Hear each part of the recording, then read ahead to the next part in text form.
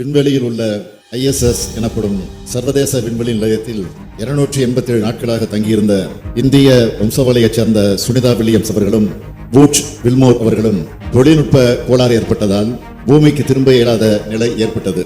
இவர்களது உடல்நிலை பாதிக்கப்படும் எனவும் உயிருக்கு ஆபத்து எனவும் பல தகவல்கள் வெளிவந்தன.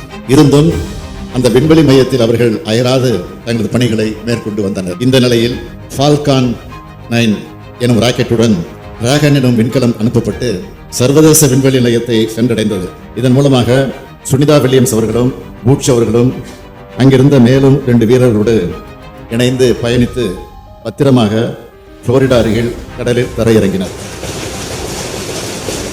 அவர் பத்திரமாக மீண்டும் பூமிக்கு வந்தடைந்த செய்தி நம் அனைவரையும் மகிழ்ச்சியடைய செய்துள்ளது. இத்தருணத்தில் சுனிதா வில்லியம்ஸ் அவர்களுக்கும் அவரை பத்திரமாக பூமிக்கு கொண்டு வருவதற்கான அனைத்து முயற்சிகளை மேற்கொண்டவர்களுக்கும் நமது மனமார்ந்த பாராட்டுகளையும் நன்றியையும் நான் தெரிவித்துக் கொள்கிறேன்.